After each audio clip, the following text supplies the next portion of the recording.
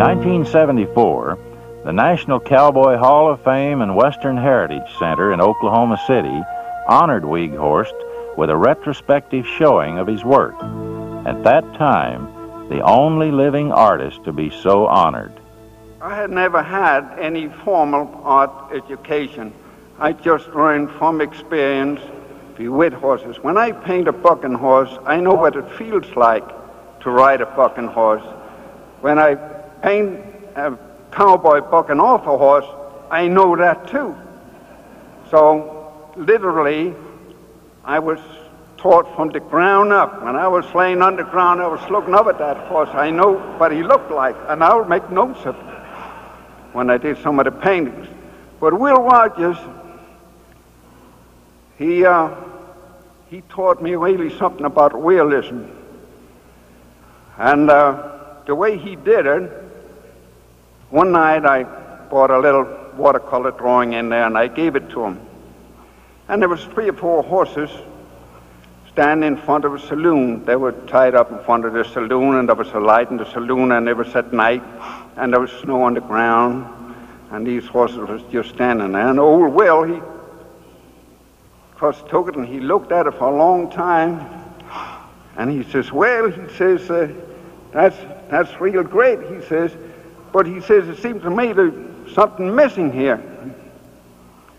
So I looked at it, I says, well, Will, what do you mean, something missing?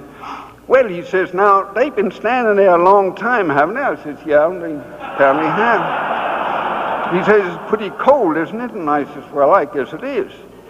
Well, he says, if they've been standing there a long time, why in the hell isn't there some droppings there? See? By God, I thought, that, he's right. So I took the drawing home and I fixed it. And I brought it back to him a couple of nights later. And he looked at it and he says, well, now, he says, that's a whole lot better, he says. But that's a whole lot better. But he says, now, he says, there's snow on the ground, isn't there? I says, well, yeah, it is. He says, it's pretty cold, isn't it? I says, yes, it is. Well, he says, then why in the hell ain't it steaming? You know, I think that's going a little too far.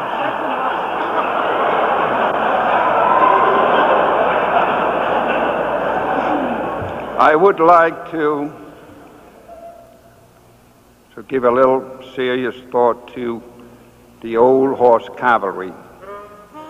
That has a big spot in my heart because I have seen so much of them. I have literally suffered so much with them. I had lived with the horses day and night under all conditions.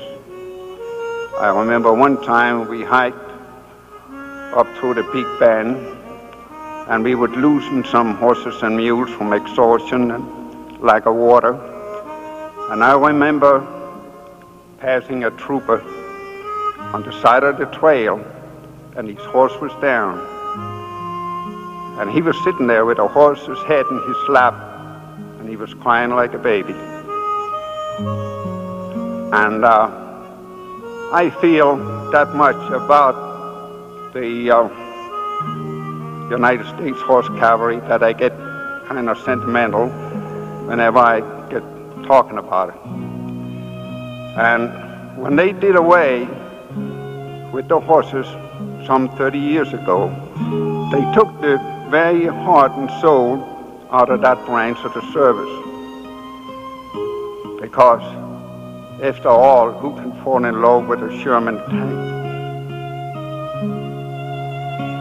I hope to, if my eyes hold out and before my memory dims too much, to do a series of paintings of the United States Horse Cavalry on the Mexican border.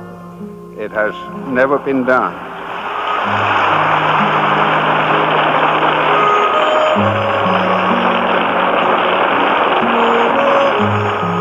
So tonight, in conclusion, I want to tell you I feel very humble, but I must confess I also feel a little bit proud.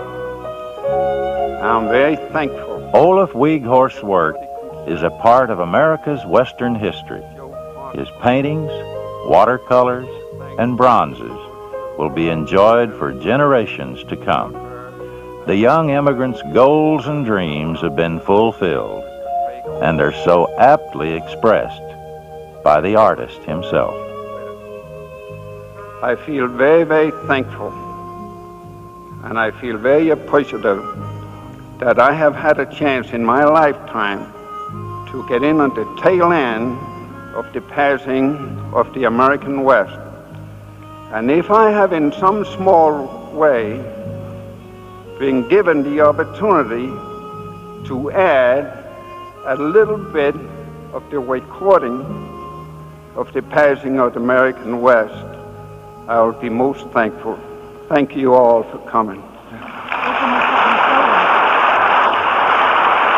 Thank you.